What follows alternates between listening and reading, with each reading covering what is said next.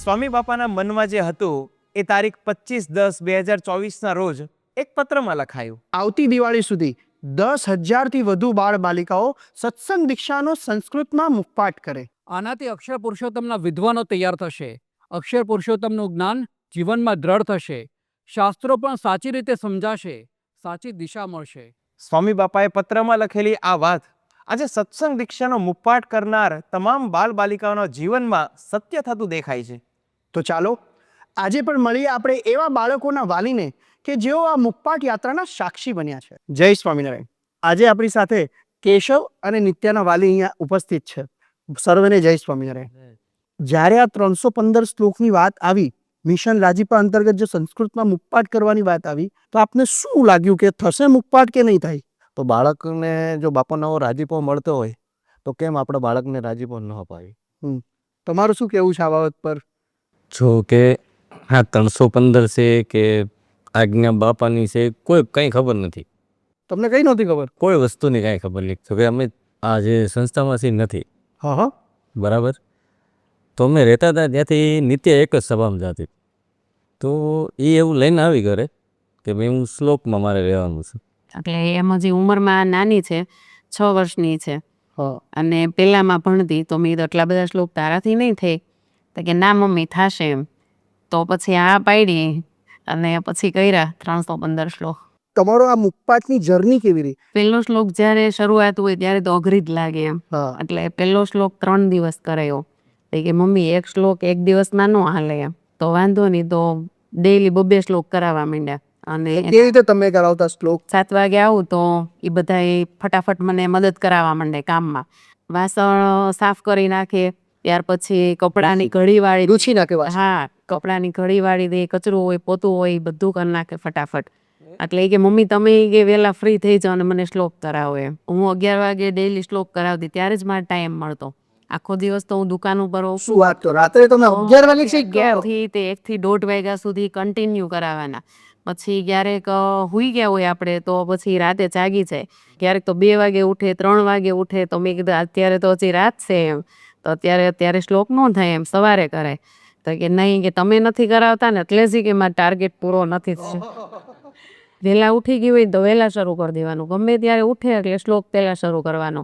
બાથરૂમમાં ગઈ હોય તો એ શ્લોક શરૂ રાખવાનો. ટોયલેટમાં જાય તો એ શ્લોક શરૂ રાખવાનો. જમવાનું, વાંચવાનું, કોઈ પણ કામમાં. પછી સ્કૂલમાંથી એના ટીચરે એને કહેતા હા કે નિત્યા સત્સંગ દીક્ષા લઈને કે સ્કૂલમાં નહીં આવવાનું, કે આપણે એક્ઝામ આવે છે એ કે. તો નિત્યા કે મમ્મી કે મને તો ના પાડી છે કે ટીચરે કે સત્સંગ દીક્ષા લઈને નહીં આવવાનું. કે મને કે મોહન સ્વામી તો મળે કેમ? એ કે દુકાનેથી ઘરે આવી હોય ને તો મેં એમ પૂછ્યું કે નિત્યા તો એક્ઝામની કાંઈ તૈયારી કરી? એ કે ના, એ કે એ બાપા છે ને એટલે મારે કાંઈ ટેન્શન જ નથી લેવાનું એમ. એ થઈ જશે. તો એ કે એ થઈ જ જશે એમ. એટલે એનો ક્યારે નંબર આવતો 3જો ને એમ આવતો એમ એક્ઝામમાં. એટલે મને આ શ્લોક સત્સંગ દીક્ષા જ્યારથી શરૂ થાય ને ત્યારથી મેં એમ કીધું નહીં નિત્યા આ વખતે તો નંબર આવવાનો જ નથી એમ. પછી રિઝલ્ટ આવ્યું તેના મેડમ કહે કે પેંડા લઈને આવજો એમ. તો મેં કીધું કેમ? કે નિત્યા નંબર આવ્યો છે. તો મેં કીધું બને નહીં. તેને પપ્પાનો ફોન આવ્યો. કયો નંબર આવ્યો? એનો પહેલો નંબર આવ્યો છે. તો પછી નિત્યા કહે કે જોઈ કે બાપાનો રાજીપો એ કે મને કે એટલો મળ્યો. આમાં યાદ રહી ને, યાદ રહી. આ સંસ્કૃત ભાષાની અંદર તમે કોઈ કંઈ પણ કરો તો મારું એવું માનવું છે યાદશક્તિ વધે અને બધા કરતાં વધારે સારું હોય ને તો કાર્યકર્તા. ઓહો. બધા કરતાં મને એવું લાગે. હા કાર્યકર્તાએ બહુ મહેનત કરી. બરાબર. એને વિડીયો કોલમાં બહુ સારી રીતે સમજાવ્યા. આમ બાળકને એકદમ આમ ઉત્સાહિત કરીને એમ. અને એ લોકોએ ગિફ્ટે બહુ આપ્યું બાળકને. અમે કાંઈ નથી આપ્યું. તમે કઈ નથી કોઈ વસ્તુ નહીં. આપતા હોય કે તારા 5 શ્લોક કોતે 10 શ્લોક કોતે હું આ લઈ આપીશ, આ લઈ આપીશ. તો તમે એવું કઈ આપ્યું નથી? કોઈ વસ્તુ નહીં. શું વાત કરો? નહીં કાંઈ આપ્યું. યા એ તંપાસ આપ્યો પણ એ લગભગ 3 દિવસ પહેલા આપ્યો. હમણાં જ? હા બસ. આ કાર્યકર્તાએ બહુ આપ્યું બિચારે. અઢળક મહેનત કરી હોય તો હું એવું માનું કાર્યકર્તાએ કરી. કેશવને કેવી રીતે કરાવતો તમે શ્લોક? એક્શન થી અને એવી રીતે મેં એને શ્લોકો બધા પાકા કરાવેલા. તીર ચેતસા છે તો એને આવી રીતે કહું. અરે વાહ. પછી અક્ષર પુરુષોત્તમ શબ્દ આવે તો આપણે ઘર મંદિરની સામે જ હોય એને સોફા પર જ અમારે એવી રીતે હું એને બેસાડતી અને એને શ્લોક મેં કરાવતી. ચંદનેનોર્ધ્વ પુંડકમ ચંદનેર્વ પુંડકા બાલે તિલકમ કુર્યાત. 30 જેટલા શ્લોકમાં જ પ્રોત્સાહન આપેલું છે, બાકી તમે એને ખીજાઈને શ્લોક કરાવ્યા છે, કારણ કે બેસતો જ નહોતો. એટલે માર બી ખાધો છે એણે. માર બી ખાધો છે. એ હારું છે, નાનો છે. હું એમ કહું નાના છોકરા કરે એ બહુ મોટી વાત. કે આપણે તો ગામમાં રહેતા, દફતરનો ઘા કરીને રમવા જવા સિવાય કાંઈ ખબર પડતી નહોતી. બીજું શું ખબર પડતી, તમે કયો એમ. અરે આ લોકો આટલું કરે તો સારી વાત કહેવાય. પણ આટલી નાની ઉંમરમાં કરે છે એ બહુ મોટી વાત છે એમ, બરાબર ને? વાત તો બરાબર જ છે. ઘણા બધા વાલીઓના મનમાં પ્રશ્ન છે કે સત્સંગ દીક્ષાના શ્લોક કરાવે ને તો અભ્યાસ બગડી જાય. એ લોકો ચાલશે, ઠીક છે, કરાવવો જોઈએ, ન કરાવવો જોઈએ, બહુ બધી દ્વિધા અનુભવે છે. તો આપ એ વાલીઓને શું સંદેશો આપશો? પોતાના બાળકોની સેફટી બધા વિચારતા હોય છે, પણ આ શું છે કે આ સત્સંગ દીક્ષા પાકી ઘર છે. આ એના જીવનની અંદર આ જે સિદ્ધાંતો છે, મૂલ્યો છે, એ એનામાં કેળવા છે. અને જો ભાઈ જેવું વાવીને એવું જ લણીએ. જો તમે શીંગ વાવી તો એમાં શીંગ જ આવે, એમાં પછી કપાસ ન આવે. આપણે 1 કલાક આપણે વાલીને નિર્ણય કરી લેવાનો કે આપણે સાંજે 8 થી 9 ફોન કે સિરિયલ જોવાના જ નથી. બધા ફોન તો જોવે જ છે, તો બરાબર. આપણે ટાઈમ મળે જ છે તો આપણે થોડુંક જાતું કરી દેવાનું અને બાળકોમાં થોડોક રસ ધરાવવાનો, એટલે 100% થાય જ એમ. અત્યારથી જો બાળકને તરાયો છે ને તો આપણે પાછળ કોઈ પ્રકારનો ઉજાગરો રહેશે. તો ટૂંકની અંદર બાળકોને આ સત્સંગ દીક્ષાનો શ્લોક કરાવવા જ જોઈએ, અને વાલીઓએ પણ પોતાનો સમય કાઢી ખાસ એમાં મહેનત કરી પોતે પણ કંઠસ્થ કરવું જોઈએ. આપે અહીં આવ્યા અને આપનો કિંમતી સમય આપ્યો અને સારી એવી ચર્ચા કરી, એ માટે આપ સૌનો ખૂબ ખૂબ આભાર. જય સ્વામિનારાયણ. જય સ્વામિનારાયણ. આવો આપણે મળીએ હવે બીજા કેટલાક વાલીને. જય સ્વામિનારાયણ. જય બાળકના જીવનમાં અત્યારે તમને શું પરિવર્તન દેખાય છે? બાળકના જીવનમાં ઘણા બધા પરિવર્તનો અમે જોયા. જેવી રીતે કે અમે ઓફિસથી ઘરે જઈએ, પગ દબાવી આપે, માથું દબાવી આપે, તો મેં એને એમ કીધું અક્ષર થેન્ક યુ, તો તરત જ સેવા માતું પીતું કુરિયાતવાળો શ્લોક બોલી અને મને કીધું કે પપ્પા તમારે થેન્ક યુ ના કહેવાય. બીજું પપ્પાના મોટા ભાઈ એ એક્સપાયર્ડ થઈ ગયા. હવે એના ઘરે કોઈને સત્સંગ નથી, કે બીજા પણ એક સત્સંગીઓ હશે, એટલે એમને વાત કરી કે હજી થોડીક વાર છે તો કોઈ શ્લોકો બોલે તો સારું. એટલે અક્ષર અને મીરાને બંનેને બોલાવ્યા. બંને તે આ જે દેહ પડેલો પાર્થિવ દેહ, એના પગ પાસે બેસીને બંને 150 શ્લોક સુધીનું એ ત્યાં મુખપાઠ બોલેલા. આપને શું લાગ્યું કે બાળકે મુખપાઠ કર્યો પછી એના જીવનમાં શું પરિવર્તન આવ્યું? એના જીવનમાં તો બહુ પરિવર્તન આવી ગયું છે, કારણ કે છે ને એ જંજાળી બહુ હતો ને એમાં શાંત થઈ ગયો. અને હવે સુવે તો એ જય સ્વામિનારાયણ બોલીને સુવે, શ્લોક બોલીને સુવે. અને સવારે ઉઠે તો પહેલા તો એ પૂજા કરે પછી જ પાણી પીવે. પછી બધી એકાદશી કરવી એ એનામાં નિયમ આવ્યો. પૂજા બરાબર કરવી, તિલક ચાંદલો જેવો તેવો ના ચાલે. સાંજના ટાઈમે બહાર જવાનું હોય અને તિલક ચાંદલો ના હોય તો ફરીને કરાવે, તો એ દડતા આવી એમ. ખરેખર મહાન સ્વામી મહારાજે કીધું ને, જીવનની સાચી દિશા મળશે. બાળકને તો મળી, આ તો પરિવારમાં બધા સભ્યોને મળતી ગઈ અને પોતે બધા જીવનની સાચી દિશા તરફ આગળ વધવા સત્સંગ વધ્યો. બીજી 2 કુટેવો હતી, જે ટીવી અને મોબાઈલ. તો ટીવી અને મોબાઈલ બંને તદંતર બંધ થઈ ગયા એમ, નિયમ લઈ લીધો. બંને બાળકો નિર્જળા ઉપવાસ કરતા થઈ ગયા. મારે રહેવી જ છે, પરાણે જીદ કરીને. આપણે એમ કીધું નાના છો, તબિયત બગડશે, નથી રહેવી, તો પણ કથા એની એ નિર્જળા ઉપવાસ એ કરે. ખરેખર એક આદર્શ બાળકમાં જે બધા ગુણો હોય ને, એ બધા ગુણો આ બાળકોમાં હવે દેખાવા માંડ્યા. મુખપાઠ આપણા બાળકે કર્યો તો આપણા જીવનમાં શું ફાયદો થયો તેનો? કે સવારમાં મમ્મી કે નાયા વગર કે પાણી ન પીવાય, કે પપ્પા કેમ નાયા વગર પાણી પીવા છે, તો એના પપ્પાને પ્રશ્ન કર્યો, પપ્પા તમે કેમ આવું કરો છો? એટલે અમે સામ એવો નિયમ લીધો. મીરા એવું કીધું મને કે તમે પપ્પા પૂજા પહેલા પાણી તમારે નહીં પીવાનો નિયમ લો, અને હું આજથી ચા નહીં પીવું. એટલે એ બાળકી પછી ચા નથી પીધી અને મેં મારો નિયમ નથી તોડ્યો. નિયમિત દ્રઢતા વધી ગયા. રહીશીના પપ્પાને એમ જ કે ક્યારેક ઉઠી ગયો હોય વહેલો તો એમ કે પપ્પા તમે કે પૂજા કર્યા પેલા કેમ પાણી પીવો છો? બરાબર. હવે અમારો તમે જોઈએ એ પહેલાનો સત્સંગ બધો રખડ ધખડ એમ, બધું હાલતું ચાલતું એમ. સત્સંગ ખરો, પણ છે ને આમ નિયમ ચુસ્તતા વાળો નહીં કે દર રવિ સભામાં જાવું. તે અમારા ઘરે કોઈ એવો સત્સંગ નહોતો, જોઈન્ટ ફેમિલીમાં છીએ, કોઈ નહોતા જતા. અક્ષરના કારણે અમે બધા જતા થઈ ગયા રેગ્યુલર. આપે વ્યસન છોડવા માટે ઘણી વખત પ્રયત્ન કર્યો હશે, ઘણી વાર મેં કરેલા, પણ એ તરત છૂટ્યું નહીં. છૂટ્યું ને પાછું ચાલુ થઈ જતું વ્યસન. પણ આજકાલ એવું નક્કી કરેલું આપણે વ્યસન મેકી જ દેવું છે. બરાબર. આ બધું ખોટું થાય છે. ને અત્યાર સુધી જે છું એ બધું ખોટું છું છે. આ 30 વર્ષની 32 વર્ષમાં જે છું એ બધું વ્યસન મેં કર્યું એ બધું ખોટું છું છે. બાળક એકવાર આમ જીત પકડી કે ઉપર તમે ઘસર મૂકો તો જ કરો શ્લોક. હા એ બચ્ચો શ્લોક એને પાકા થઈ ગયેલા હતા ને ત્યાર પછીના 115 જે શ્લોક પાકા કરવાના હતા એ અને એ કે તમે વ્યસન મેકી જો તો જ મારે કરવા છે. બરાબર. એ નક્કી કર્યું હતું એને અને મેં કીધું હું મેકી દઉં વ્યસન અને તું પાકા કરી નાખ. અને એને મમ્મીને હું ઘણી વાર ખીજાતો હોવ ને તો એમ કે હવે તમે ખીજાવમાં ઘરમાં કેટલે વર્તન કરવી હા. બાળક આપણને શીખવે છે હવે તમે એને ખીજાવમાં. ઓછી ઉલટી ગંગા વહે છે. પણ ખરેખર ખૂબ આનંદ થયો કે બાળકોનું જીવન ઉત્તરોત્તર આગળ વધતું જાય છે. ઘણા બધા વાલીઓ વિચાર કરતા હોય છે કે આ સત્સંગ દીક્ષાનો મુખપાઠ કરાવીએ તો બાળક ભણતરમાં પાછો પડે છે કે બાળકનો સર્વાંગી વિકાસ નથી થતો. એની વાલીઓને આપણે શું અડતું નથી. પેલા 3જા ધોરણમાં હતો ને ત્યારે એને 85% આવ્યા હતા. આ શ્લોક પાકા કર્યા પછી એને 92% આવી જાય. ને અમને એમ હતું અમારું બાળક આ ભણવામાં થોડુંક પાછળ રહે મુખપાઠ કરતો હતો ને ત્યારે પણ એવું કાંઈ હતું નહીં. આપણે ખાલી એમાં ભળવાની જરૂર છે, કરવાની જરૂર. પ્રયત્ન કરવાની જરૂર છે. પણ જો આપણે આમાં નહીં ભળીએ ને તો આપણે પાછા રહી જઈશું, એ ફાઇનલ છે. કે જો આ નહીં કરે તો આપણે પોતે જીવનમાં પાછા રહી જશું. કારણ કે તો આપણને તો આપણા બાળક સાથે આપણા પરિવારમાં પણ જીવનમાં સાચી દિશા મળી હોય એવો અનુભવો થયા છે. તો આપણે અહીંયા પધાર્યા, ખૂબ આનંદ થયો. ખૂબ ખૂબ આભાર. જય સ્વામિનારાયણ. હવે આપણે આવા જ બીજા બાળકોના વાલીઓ સાથે મુલાકાત કરીએ. આપ સૌ વાલીનું આજના દિવસે હાર્દિક સ્વાગત છે. સૌને મારા જય સ્વામિનારાયણ. બાળકોએ 315 તો પૂર્ણ કર્યા પણ એ દરમિયાન કોઈ એવો પડકારનો સામનો આપણે કરવો પડ્યો હતો? પડકાર તો અમારે ડગલેના પગલે પડકાર હતા. કેમ કે ઉંમરને લઈને છે ને એક જગ્યાએ બેસવાનું એના આમ આવતું જ નહીં કે 5-10 મિનિટ બેસે ને તો બીજું કામ એને આપી દેવું પડે. આપણે કંઈક બુક લઈને જે આપણે ઊભા થયા હોય, બાજુમાં બેઠો હોય શ્રીજીને, ઊભો ખાલી બુક લઈને ઊભો થાવ, બુક લેવા ટીવી પાસે બુક મૂકી અમે, પછી બુક લઈને આવ્યું ને ત્યાં અહીંયાથી ઊભો થઈ ગયો હોય. તો મને યાદ છે કે એક પણ શ્લોક સ્થિર બેસીને તો નથી જ કરેલો. કાંઈ પણ એક્ટિવિટી અમે રાખો ને તો જ શ્લોક કરતો હતો. બરાબર છે. એને ડ્રોઈંગ કરાવો કે કોઈ એને એક્ટિવિટી કરાવો સાથે સાથે તઈ શ્લોક થાય.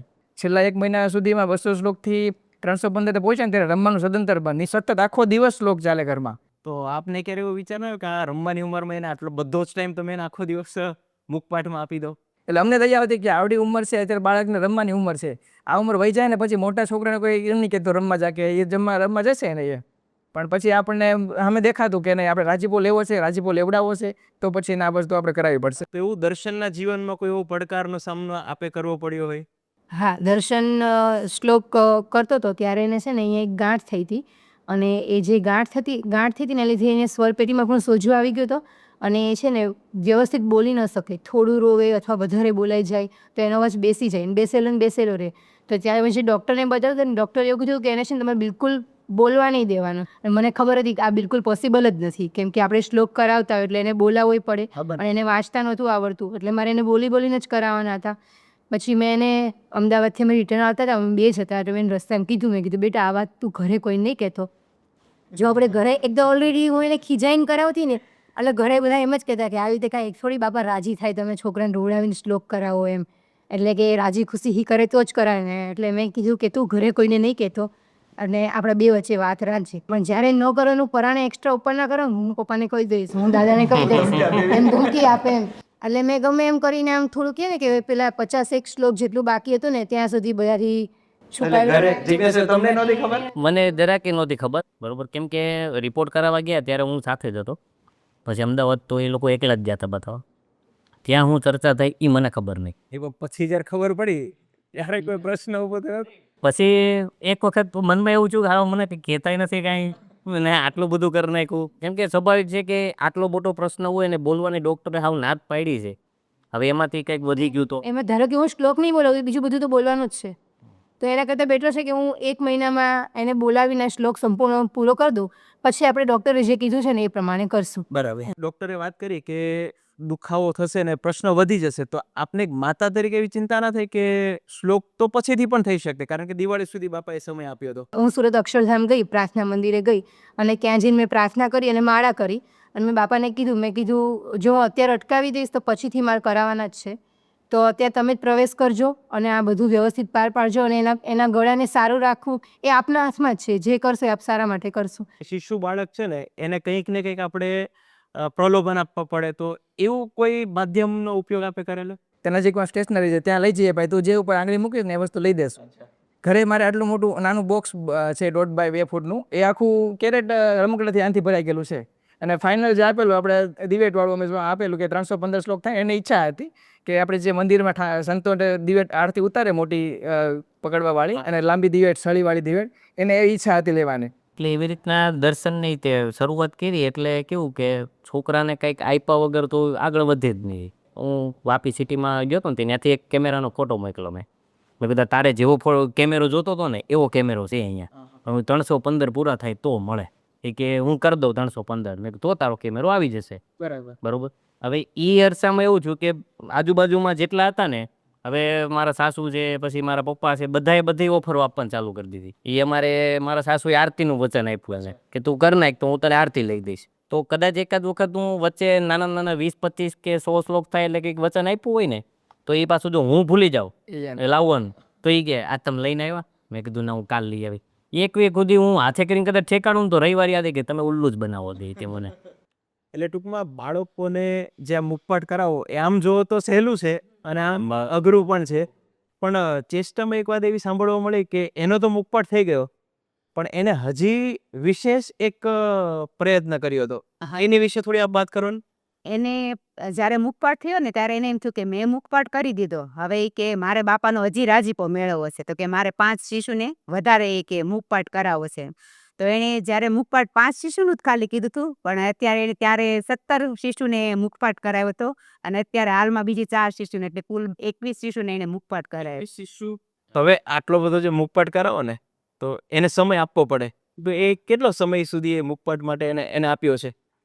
જ્યારે 9મું ધોરણ એનું ચાલુ થયું અને 1 મહિનો સ્કૂલ ચાલુ હતી, પછી વેકેશન 1 મહિનાનું પડ્યું, એ આખો મહિનો એણે સંપૂર્ણ મુખપાઠમાં જ ગાળ્યો છે. એટલે કેટલા વાગે તૈયારી માટે જાય? સવારે 8 વાગે જાય, બપોરે 12:30 ઘરે આવે, અડધી કલાકમાં જમી કે ના જમી 1 વાગે પાછી જતી રહે, પછી રાત્રે 10 વાગ્યા સુધી. એમ ડેઈલી આખો મહિનો ગઈ અને પછી સ્કૂલ ચાલુ થઈ ગઈ તો 12:30 સ્કૂલેથી આવે અને 1 વાગે જમી અને તરત જતી રહે, તો રાત્રે 10 વાગે આવે. જ્યારે અધિવેશન હોય ને ત્યારે પોતે રોજે જ 51 માળા પૂજાની અંદર કરતી, અને જ્યારે અધિવેશન ફાઇનલ દેવાનું મંદિરે થાય ને ત્યારે એની બાલિકા જ્યારે અધિવેશન આપે ને ત્યારે પોતે અક્ષરવાડીની અંદર પ્રદક્ષિણા 51 કરતી, અને મહારાજ સ્વામી ઊભા જ્યાં સુધી અધિવેશન પાસ ના થઈ જાય ને ત્યાં સુધી માળા પણ પહેરવતી. સંપૂર્ણ બાપાએ જેનામાં પ્રેરણા કરી છે તો જ એને એવું બળ મળ્યું હોય, મારું તો એવું કેવું છે. મુખપાઠ બાળકે કર્યો છે, પણ આપના જીવનમાં કોઈ અંગત એવો ફાયદો આપને જણાવ્યો છે? તો બાળકને મુખપાઠ કરાવતા આપણે બી મુખપાઠ થઈ ગયો હોય ત્યારે આપણને કોઈ પૂછે કે આ શ્લોકમાં શું કઈ રીતનો શ્લોક છે, તો આપણે તરત કહીએ નહીં આનો ઉચ્ચાર આમ નહીં આમ થાય. અને ઘણી વખત અત્યારે તે કાંઈ એવો પ્રશ્ન હોય ને, હમણાં વચ્ચે મને અત્યારે એક્ઝેક્ટ યાદ નથી, પણ એવો કંઈક પ્રસંગ બન્યો ને તો તરત એને એ શ્લોક પાછો યાદ આવી જાય. જ્યારે જે પ્રસંગ બને ને ત્યારે એને પણ એ શ્લોક તમને કે બાળકને? બાળક શ્લોક તરત જ યાદ આવે કે આ સિચ્યુએશનનો આ શ્લોક છે. બરાબર. એવું અમારે શ્રીજી માં ઘણી વખત થાય. અને જે વ્યસનનો શ્લોક છે ને, મંદિરે જતા હોય કે કોઈ જગ્યાએ જતા હોય ને, એટલે પાનના ગલ્લે કે કોઈ જોવે ને કે કોઈ તમાકુ બીડી પીતા હોય તરત ઓલો શ્લોક બોલે, સર્વમ દુર્વ્યસનમ ત્યાજ્યમ બાળો. એટલે મને ત્યારે વિશ્વાસ આવી ગયો કે નહીં, અત્યારથી એને મનમાં સમજણ બેઠી ગઈ છે કે સ્વામીએ ના પાડી છે કે વ્યસન દૂષણો આપણે જીવનમાં નહીં કરવાના, એટલે વ્યસન નહીં કરે આજીવન, એ તો મને ખાતરી થઈ ગઈ છે. અત્યારે સત્સંગીઓ હોય ક્યારેય ચોરી ન કરી, શ્લોક સ્વામીએ લખ્યો છે. તો એ વખતે ઉત્તરાયણમાં પતંગ આપણે જનરલી ધાબા પર કપાઈને આવતી હોય અને એ નીચે, તો મારા પપ્પા ઉપર ત્યાં થોડું ફાર્મિંગનું કરે છોડનું, એટલે ત્યાં પતંગ આવે છે કપાઈને, તો ત્યાંથી લઈને નીચે આવ્યા. તો એ પૂછે કે ક્યાંથી લાવ્યા? પપ્પા કે ઉપરથી લાવ્યો છું. કે તમે પૂછ્યું કોઈને? કે તમે ચોરી કરીને લાવ્યા છો આ? બરાબર. મેં કીધું ચોરી આમાં તો ત્યાં આપણે કોને પૂછવા જાવ ને આ પતંગમાં, પણ છતાં એને બી એટલું કે ચોરી કરી તમે લાવ્યા છો, આપણે ન લેવાય. પતંગ ન લીધો એને, ત્યાં રહેવા દીધો, પાછું બેરેસ પર. એ રીતે એક દર્શનનો પ્રસંગ છે કે અમે અમદાવાદ ગયા હતા મારા મમ્મીના ઘરે, તો ત્યાં છે ને મારા મામાને આવ્યા હતા, અને મારા મામાની ડોટર છે ને અમેરિકાની છે.